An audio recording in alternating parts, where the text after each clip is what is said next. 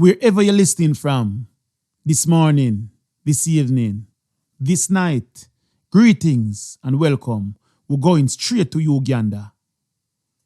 We have Empress ZAUDITU on the phone, originally resided in the UK, but currently on like a fact-finding mission, I would say, in Uganda. She's at home, basically. She already find the facts. So, Empress, tell us what the weather is like there in Uganda. Right, we give thanks to the Almighty, because right now the glory of the Most High is shining bright. Yes, sir. Most gloriously, I can just show the eyes. Right. And the skies are blue. The area that I'm living in is Kangulumira. Kangulumira in the district of Kayunga. Now, Right. So, Kangulumira have some connotation to the meaning of water. The exact context, and it's to clarify before I say so, but this area is extremely, very flushy, green. When the sun is out, it is very hot. As you can see, the sun is out. Yeah. The sun goes down early evening, and as soon as the sun goes down, it appears instantly, and the place becomes dewful and flushy and moist and damp. So the area is So it's very good for cultivation, then I will say. Where the community are mainly farmers. A mixture, okay. There's a lot of matoke, which is green banana. Ugandans use a lot of green banana, known as matoke. Right. Mahilia, but a mixture. Yes, because the Uganda language, which I'm still to get my tongue wrong.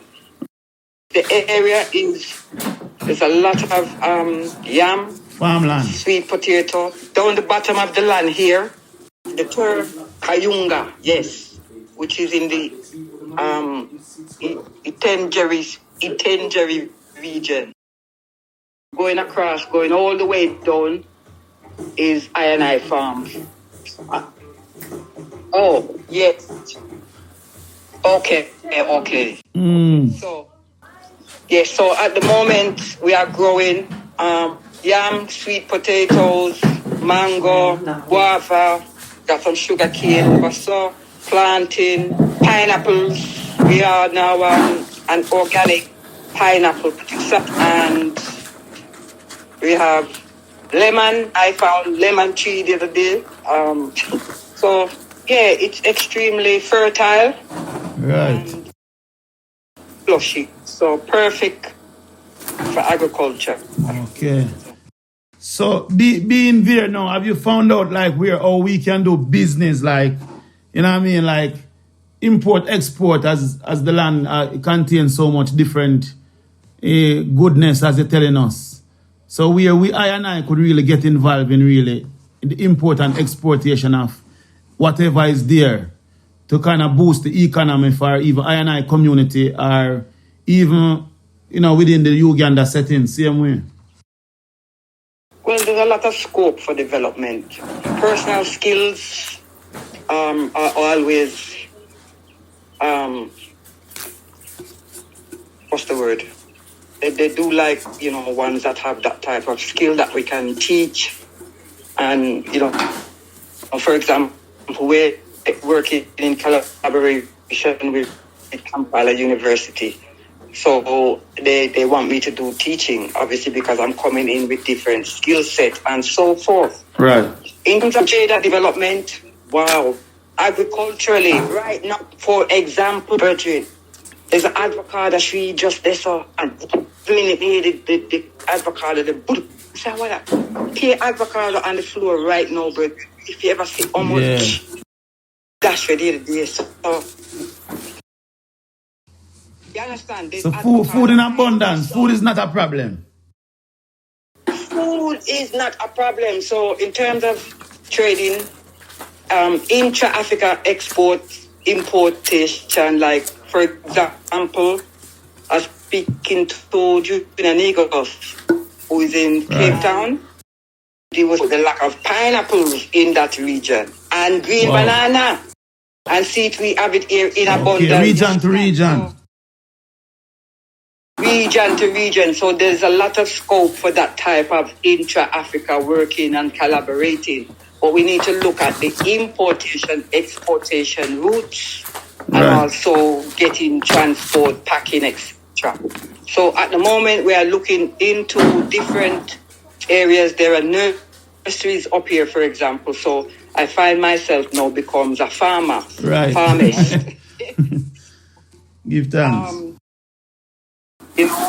I'm planting foods, and as I said, this farm was in existence prior to my arriving here. So every day we discover different herbs, and we have thyme, we have abundance of fever grass, for example. Now, in terms of the skill set, because we're in the rural setting, we're in a rural area by choice. Don't hear anyone, it's just nature. So my whole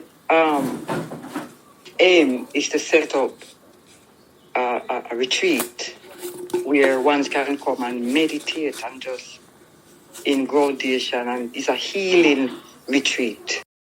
So that we have fruits that we can make juices. The place is conducive to that kind of healing meditation and massage therapies, just the perfect way. Circumpedal, circumfeudal. You hear the word? Circumpedal. Circumpedal. Circumpedal and circumfeudal. Okay. Look up them. Yes, because it describes the circular motion of the traditional buildings of I ancestors. And roundhouse vibes. Right. And the forces that hence come forth to make the building have acoustic properties.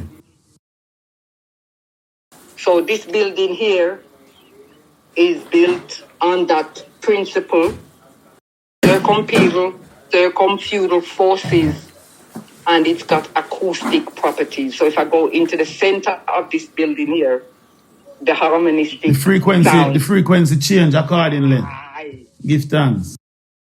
So everything is therapeutic. It's not just a building. Everything is for a reason. Not just right? And the way this place is built, it's not a building either. Right? The way all the brother built this place. I was even reasoning with the owner of the place the other day, and he says like he must build the place There is a bedroom. That is a double bedroom, right? 2-bedroom unit. Circle house. So inside it you have the walk-in closet. So that's 2 bedrooms. This is the kitchen. Wow. On the corner of this said building, you have a shower incorporated into the roundness of this building. There's another door around the other side. This is supposedly the lounge tabernacle. Wow. This is the principle upon which it was built. The lounge. I hope I don't lose the signal. No, I just want to remind the audience that we are speaking to Empress ZAUDITU out of Uganda, live out of Uganda. We're on a video call. So when you hear she outlining the things, we can actually see it, but you can just hear it via audio. So continue, Empress. Give thanks. Okay. Well, this is the second 2-bedroom unit down here. See? Wow. If the eye can see. So here is the tabernacle. So there's the top house that I've just shown the eye. So this is the bottom one. Right. And it's two bedrooms again. Very similar to the first 2 bottom house. Behind this here is another small unit. So I can see the consistency with the roundness. Is that a thing in Uganda where the round, the circum? Yes. Is that a thing?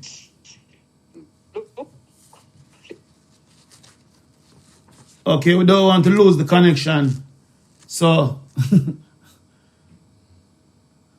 Empress is showing me around this green, fertile place. The tradition of our ancient ancestors.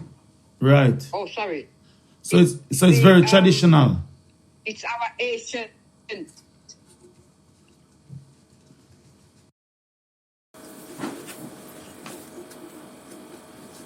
Right, so let me get the connection. So it's traditional, not just here in Uganda. You'll find that this circular tradition, look at our thatched roofs, our thatched huts.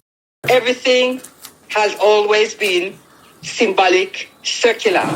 So the way how this, I have to call it an estate because it's not one house. Right, as I'm seeing myself. On an ancient African tradition where the kitchen is away from the main house and so forth. Okay, so this is what they now tabernacle. And as you can hear, my voice is reverberated. I'm at the center of the tabernacle. But this is the lounge. See? And this is the views from within. Looking great.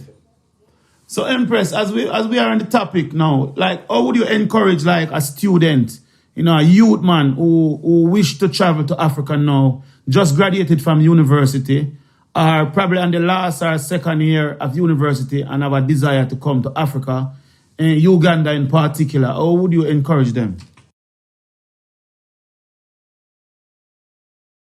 I would encourage them to get in touch with one of the universities here. Route. You could come and spend some time doing some field work or actually in your area.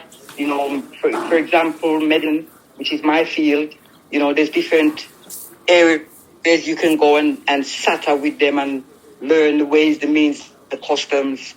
You will get the support of the university, particularly if you get interaction between the university you're currently attending and them there. But that is very, very possible.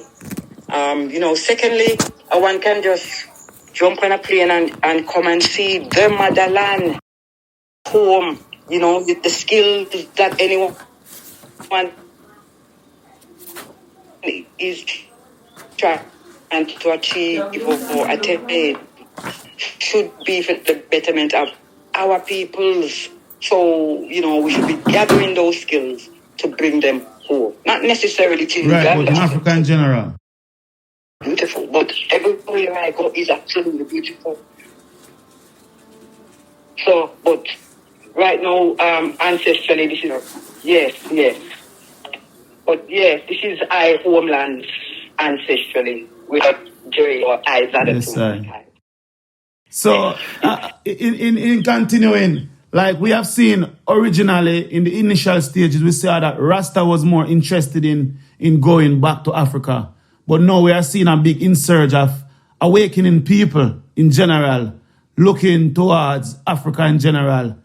You being in Uganda, have you seen lots of foreigners there? Like people, I would say foreigner in a sense whereby they take us away for so long. So, people who reside in Canada, America, England, and away from Africa. Have you seen a lot of those people? You mean our people? Our people in general, like those who who are not really Rasta, really related. Yes, there is, maybe in the village where I am at the moment, that community isn't so prevalent. Because as I said, I've chosen to be, Kampala is very busy. Kampala coming like Bullwing Center times 3 with a whole heap of motorbikes dodging in. It's very, very So that's the city. That's the capital. That's the city. Yeah, the capital is very packed and a lot of traffic and it's just not the place that I choose to be. But again, depending on the lifestyle, a lot of the generations here are quite young. The highest population is in between the age of 30 to 45. Oh, that is young. of the population. Young population, they're very vibrant, they're very assertive, they're very educational, they're very ambitious. Don't have it free like how we have things free in England. They work for it and you can see it. So, they don't waste their time. So, there's a lot of entrepreneurism here, as I keep saying, businesses, it's vibrant in that manner. So the youth, I found those are some youth that came from Birmingham a few weeks ago, and they actually came up to the farm, but I had gone out at the time. But they are, awestruck with the beauty, and they love Uganda. For sure. Furthermore, in Kampala, there's a lot of activities for the younger generation. They love party, dance. It's very, very lively at night. So, the younger generation, the youth man, them will love them vibes there, I tell you.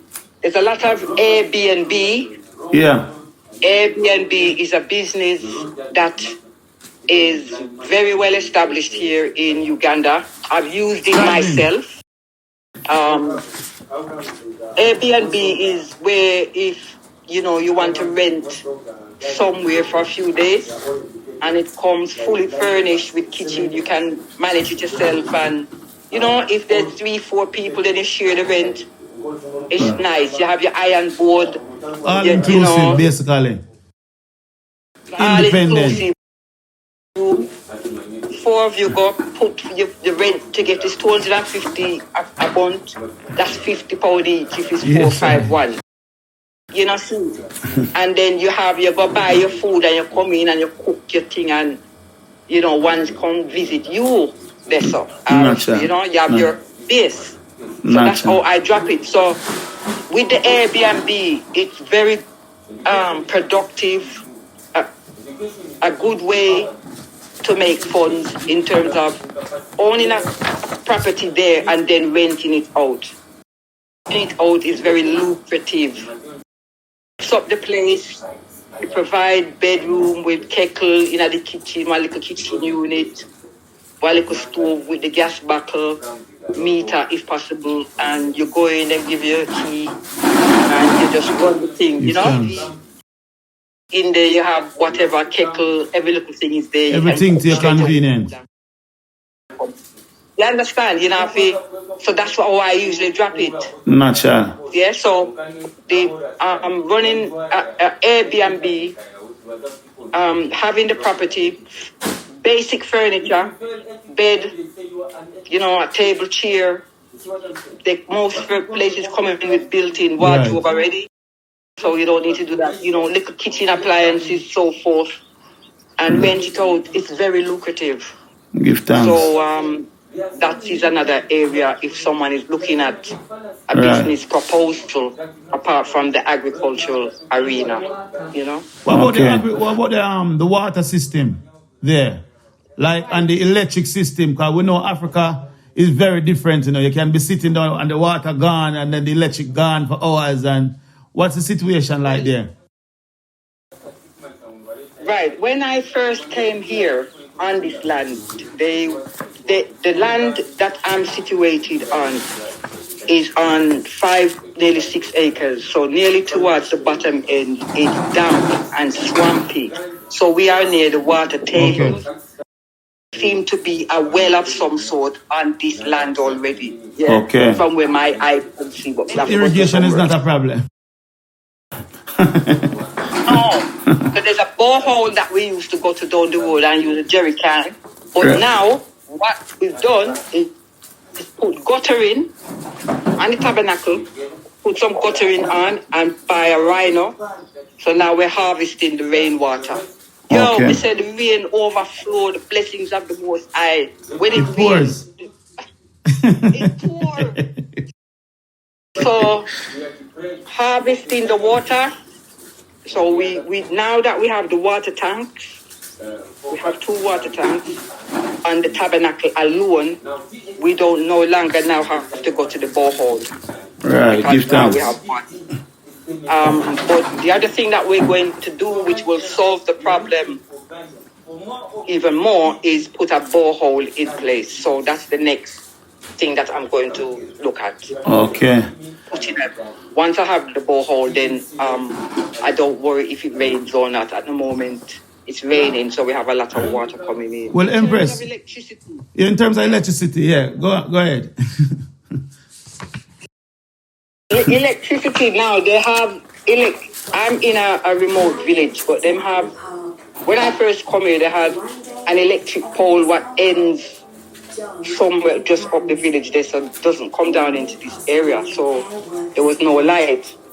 The day that I arrived, we just instantly go investigate how much is it to set up a solar system that works and run light now. Does it take? Yeah? Give me what it actually takes. So they give me the panel, the inverter, the bulbs, the cable, the whatever else. What I don't know, but just put it just to make a light come on in at the place. And we make them come in instantly. Wow. We have a solar panel here. See the light on them and we so the natural. So I'm using solar energy, which is providing light for this building, the tabernacle, the kitchen. But now I've also put in another solar system set down the bottom room, so we can we can blend, plug in the laptop, right? You know. So solar for the time being is doing it, Bridget, and it's good. It's all right. And I wouldn't ask you about the internet because we are obviously speaking over the internet. What I did is there's different ways you can purchase the data, as you know. Right. This is Airtel, which is one of the internet and telephone providers here that use in Uganda. Airtel or MTN. A nice bit of advertisement for Airtel. Probably they can come and give us some free data or something. Go ahead. So I've also got a internet broadband device, or is it, what do you call it, the dongle? Yeah. So you just buy data and put on that. So I use that most of the time. Yeah, so internet is not too bad once you get yourself. Right. You know, and I'm not that internet savvy and see this. Well, we live in a day and age now where these things become a part of our daily lives. But the next thing I would love to ask, because Empress, me myself has been into many seminars with yourself, and you have been very informative in regards to health issues over the years, you know, amongst I and I. So what I would like to ask you in regards to like health facilities, how is that about? Like hospital, clinics, and all those things, is there much ailments, or what's the situation like there in Uganda where you are demographically? Good question. Very, very good question. Well, as I know, I'm facing certain challenges myself, being here with one that is unable to work and mobilize. Right. By the grace of the Most High, that's why I'm giving thanks, because the space is here to accommodate that need. Uganda on the whole, they have, you know, the same tropical diseases, malaria, and all these non-communicable diseases that affect them from the water, from lack of resources, obviously, and tropical diseases. Where I am at the moment, this particular trad is the trad that I have to ground, is a groundation trad, this particular one here. Right. So I have not been to clinics, but previous visits, there is a clinic in this vicinity here that we've already given medical resources to.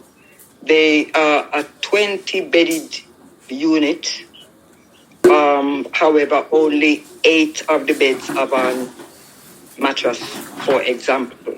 Right. So the rooms are dealing with pregnant woman clinic, emergency care. There are a few clinicians there. The doctor is not there always at hand. Certain facilities are not there, so they're very keen to forge relationships with I&I to see what I&I can do. The hospital, there are very good hospitals in the region.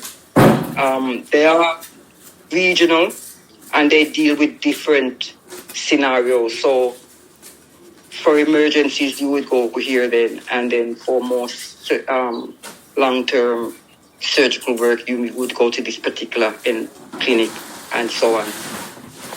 It's a different system there from there in the West in terms of the National Health Service.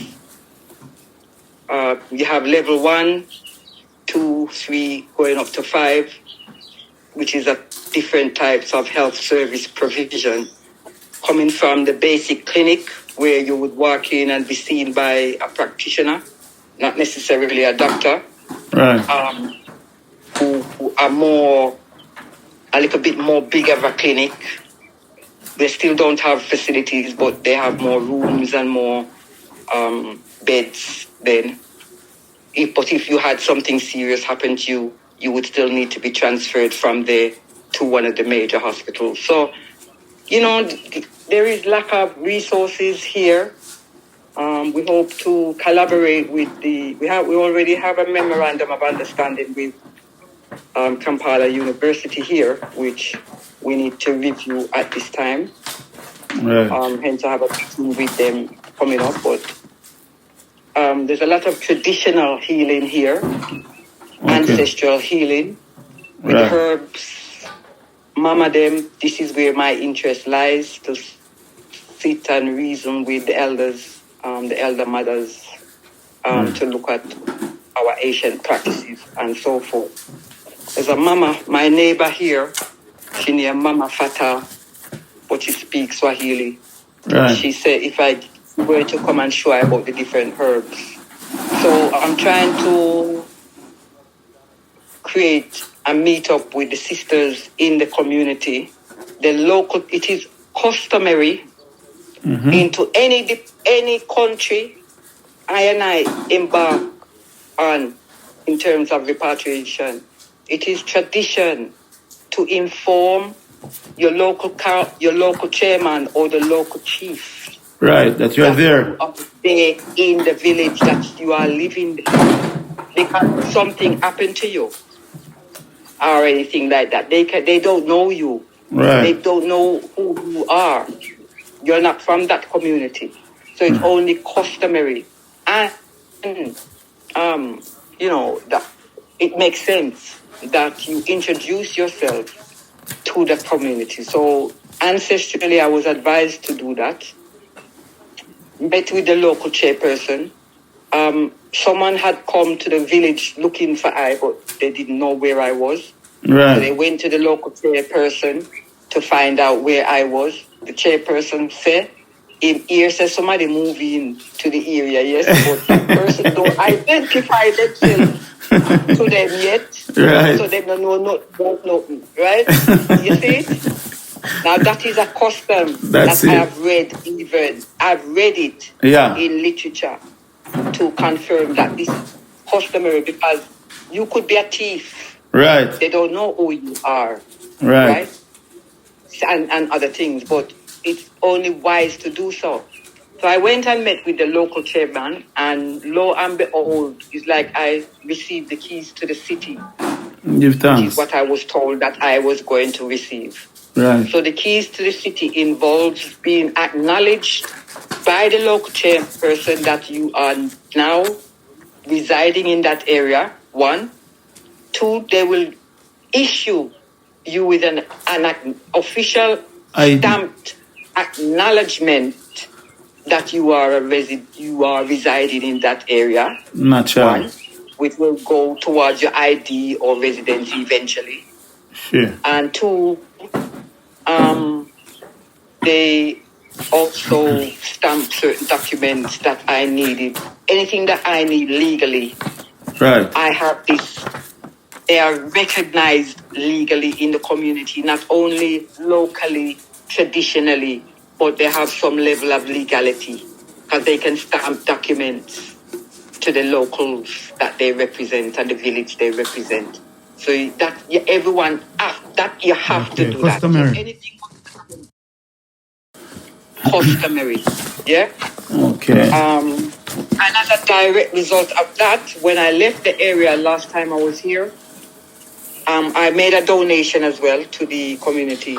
They put together a gathering of the elders, females, everyone from the community, and arranged a surprise introduction to the village. I was overwhelmed. It was like an inauguration. So everyone know when them see I them don't say. Like you're there, you know, so it yeah man. Give thanks. Yes, Empress, and continuing because there's so much to put in the 45 minutes to hour that we have here. And I must remind the ones that we are reasoning with Empress ZAUDITU, a very prolific member within the community, not only the Rastafari community, but the community in general. You know, this is a sister that has made history in the medical fields, you know what I mean, creating our own, you know what I mean, scenarios and situations, you know what I mean, to go forward. So it's a very privileged moment to really be speaking to Empress ZAUDITU at this moment. Empress ZAUDITU, I've been asked to ask you, like, what are the required travel documents, like, for ones and ones coming into Uganda? Like, okay, depending on where you're coming from, like, example, Jamaica, or people coming from Europe or from the Americas, or these sides. Right. If you're coming from Europe, UK, for example, then and you're on a UK passport, then you will need to apply for a visa. Visa online. Always go to the Ugandan government visa application service, right, where they only charge £50. If you go via a third party, them go and charge you 100 and above. Okay. It should not cost more than £50. Right. So, application for a visa is online. I applied for one as visa tonight, and by tomorrow morning, one as visa come. It's like, what? So you have to apply for it at least 7 days before your travel. But it did take less than 24 hours for one as visa. Wow. Also staying with the UK travel as well as others. If you're doing it online, this situation only came about due to the COVID, and it's ongoing, where you have to do visa online application only. Okay. So now they require you to upload your yellow fever certificate. Okay. So you have to upload a photograph, your yellow fever certificate, and your date, how long you want to stay, and so forth. But so a yellow fever certificate is required online. It's very required. Like, you can't choose not to. It's very required. Okay. They're not going to ask you for it when you come in, you know. They don't even look at it. When you to make the application. Okay. You have to upload it. Yeah? So, the COVID scenario, all of that rubbish has stopped because they used to require you to come in with all of that. That's stopped now. Right. So if you have a Jamaican passport, which is what I've traveled on, no visa. So Caribbean in general or Jamaica specifically?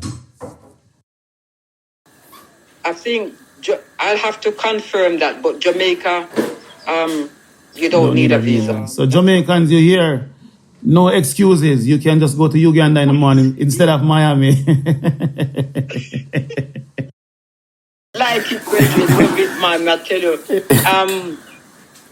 Travel requirements, depending on the route you take, one word of caution: if you're coming in on Turkish Airlines route, the connecting flight between Istanbul going to Entebbe is extremely tight.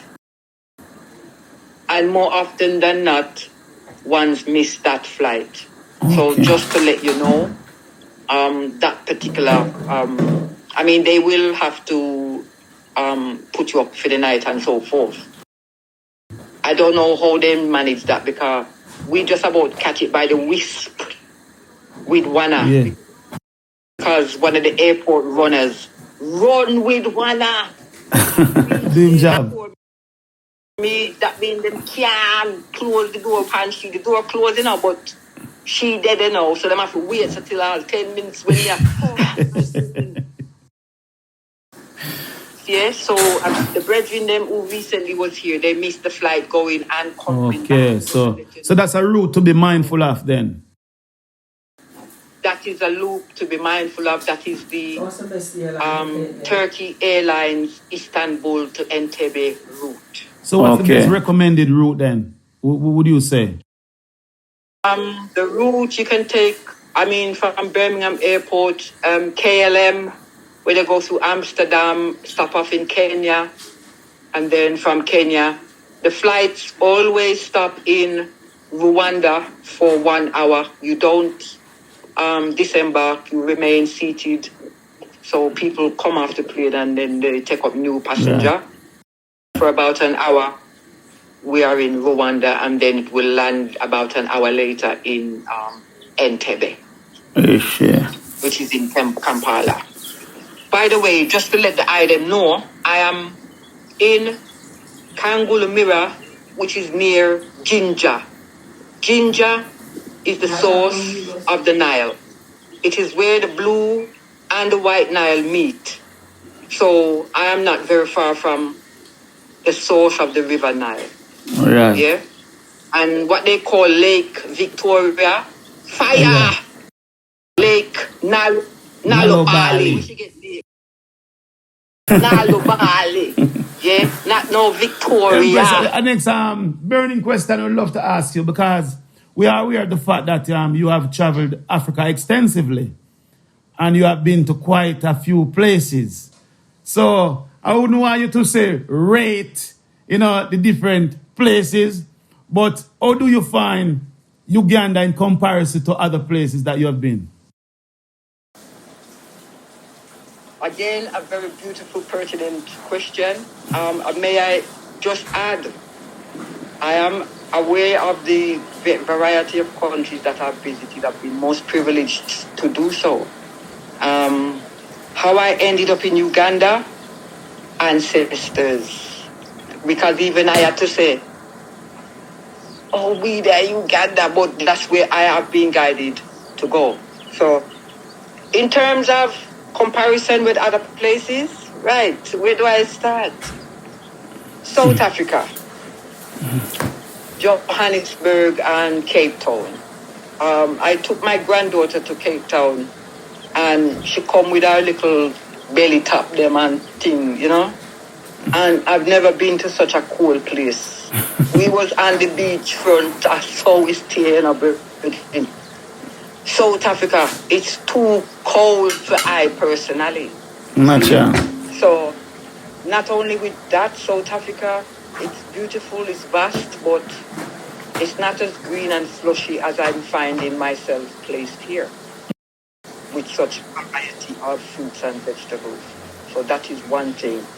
One of the deterring factors for me personally with South Africa, I don't know about the next one, Kimberley is beautiful in South Africa.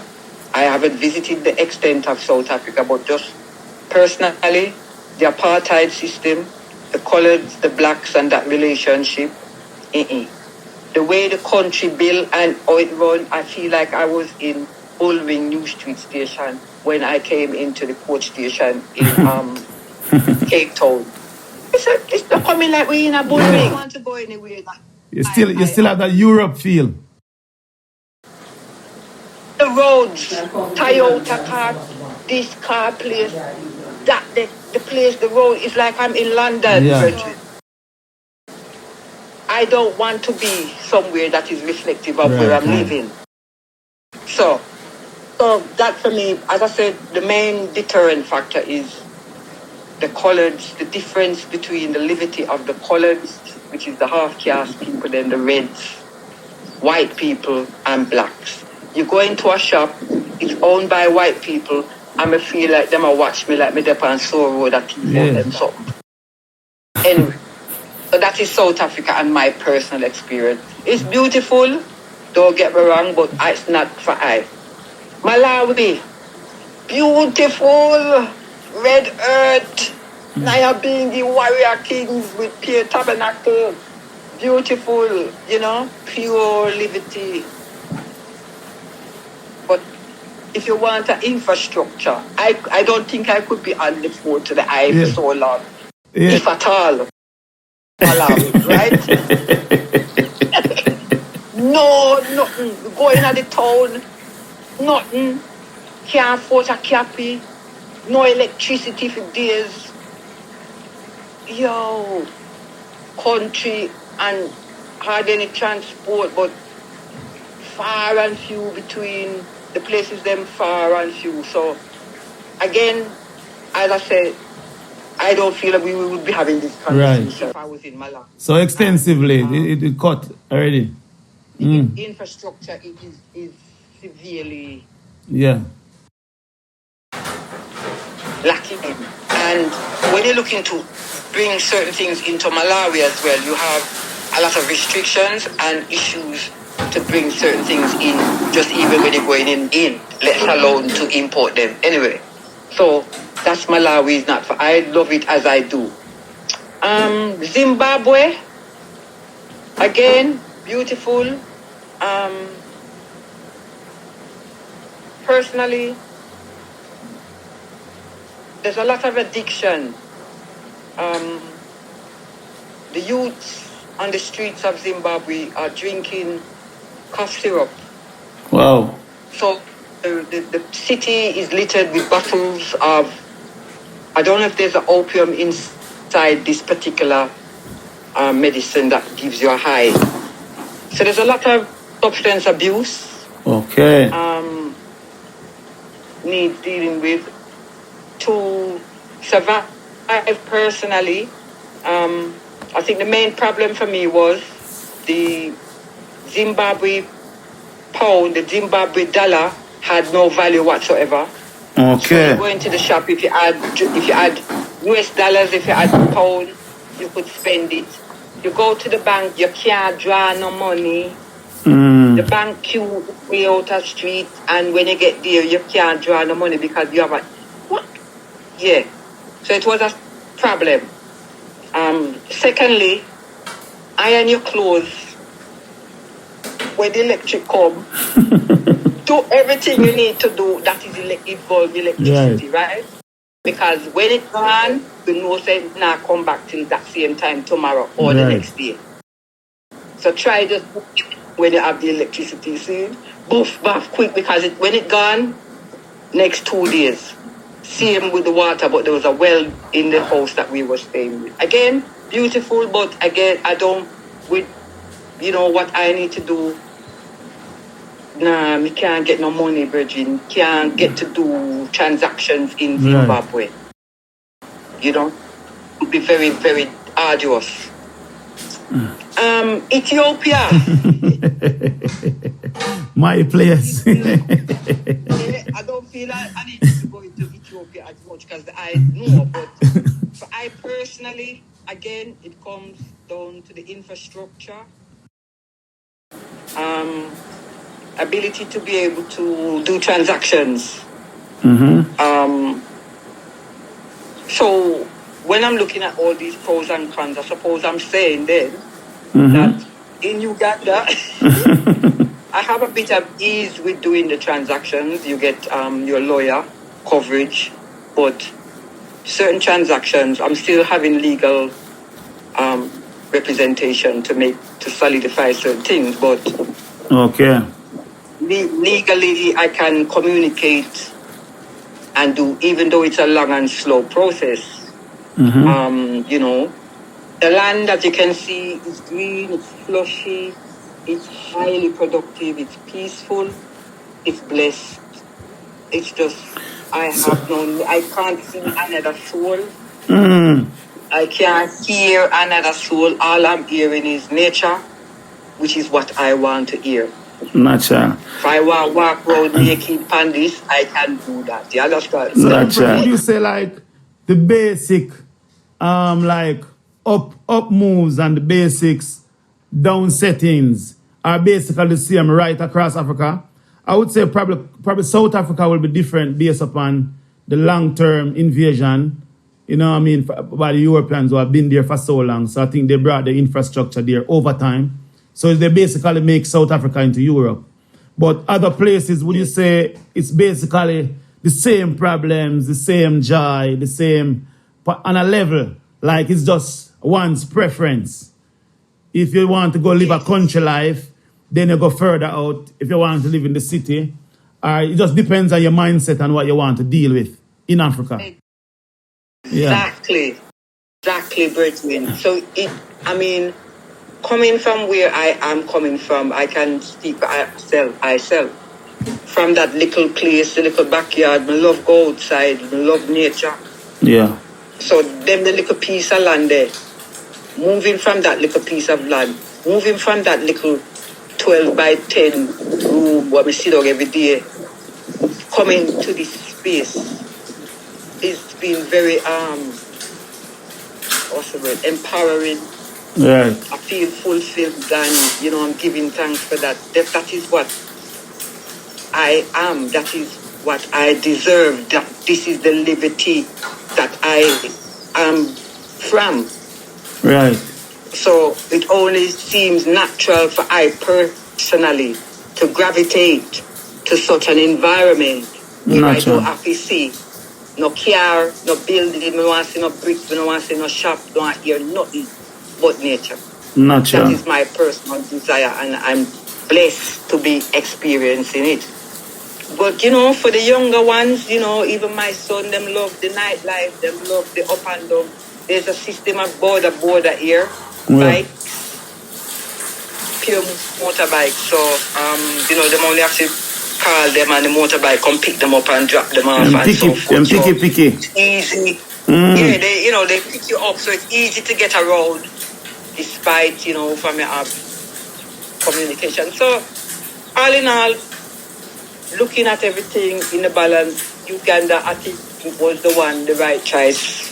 Truly. By my ancestral energies, my family from a longer time. I even have to look and say, well, I wonder if I just saw I did originate from. Well, as I say, we don't have to wonder no more, because Africa is for the Africans, those at home and those abroad. So it's just for once to find them footing, and the eye, as I said, traveled extensively, and you find somewhere now where your spirit really feel at home. So from you feeling that feel, then I think you just must adhere to that vibration and move it accordingly. I know everyone wants to go to Ethiopia initially, but traveling to and from now, you get a chance to choose and make a choice like, this is where my spirit feel comfortable and this is where I would love to reside, and then travel through Africa as you please, but this is home. And we mustn't get, remember said these colonial borders, because when you really check history, because I'm looking into Uganda, Queen Nyabingi originated from Uganda. Natural. Nyabingi. Haile Selassie had meetings here in Uganda many years ago. And Queen Nyabingi, she fought against the Germans who was trying to colonialize the region.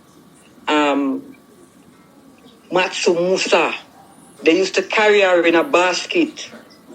The woman, she in a big basket. They don't know she's in there. And then when them reach the soldier, she just come out and them rush them, yeah? Yeah. So them give Germans hell until the British came and colonized Uganda and Rwanda and Buganda and put up these false barriers.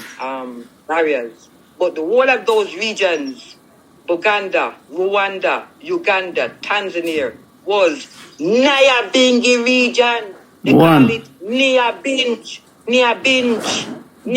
Binge. So that's a word for one to go and research. Nyabingi. Nyabingi, the origins of the warrior queen, Nyabingi. Her roots are here in Uganda.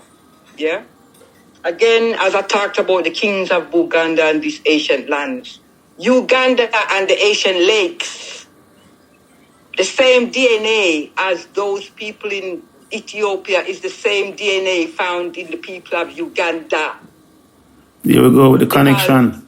The Great Lakes is tied to the Nile. The Nile is Ethiopia. It's very near. It's one people. It's the same DNA. If you look at the research, there was an article I read the other day where they looked at the genes of those that they found in the pyramids and the Ethiopians, and also the peoples of the Great Lakes. The Great Lakes encompasses Uganda, Rwanda, Burundi, those places, which is Nyabingi region. Yes, sir. So there's a fact for all those who are sentimentally attached in them ways. We can see a connection with Ethiopia and Uganda. So one can really make the journey if you see it fitting, like as the singer say, and it's befitting. Africa is for Africans, and we must take up the mantle now and make the chad. You know what I mean? Stop overthink it. You know what I mean? Make Miami kind of rest for a little bit. You know, leave France and all them Eiffel Tower and them places there for a minute, and go take up a rightful place and go breathe a fresher air and behold some greater things and reconnect. That is it. Yes, I. So, Empress, it has been a real, I would know we could spend all days and more days and months and weeks because the knowledge is vast and there's so much to impart. But sometimes we just have to stop to start again and really give thanks and appreciate love the time you take out. You know what I mean? In your fresh and flush garden. Estate is more like an estate more than anything else. To speak to I and I still here, you know? And this is it. Podcast. Yes, Empress. It's a joy and an honor. So is there anyone you want to shout out and imparting? I know many people give thanks to your voice and I see a good while now, and you know what I mean? So yeah. Well, I want to, hail up each and everyone, kings, princesses, queens, hail up, sending love, joy, warmth, healing energies from beautiful Uganda and the motherland. Yeah, time to come home.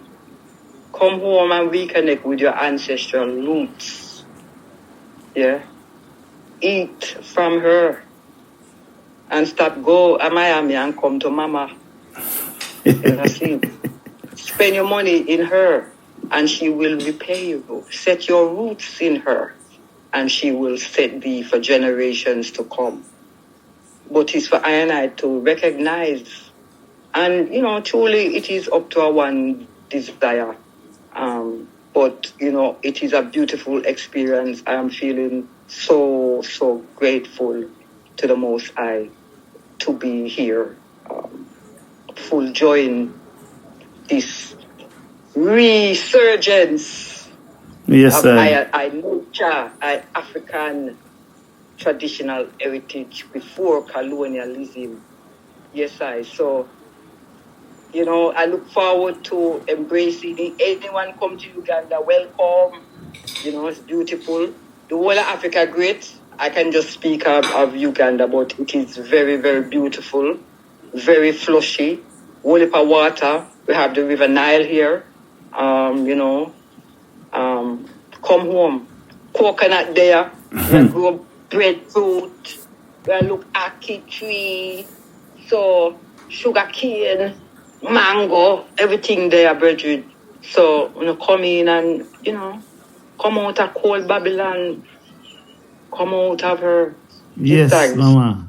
Pure love and perfect. It couldn't be better said, and give thanks to the moment, the spontaneous moment. But because I and I so filled, you know what I mean? We just do it natural every time, So it's a joy to really have it on audio now where we could really present it to the world same way to say, this is it, the real way. You know what I mean? So give much thanks and love. All right. All right. Perfect love. Yes, Empress.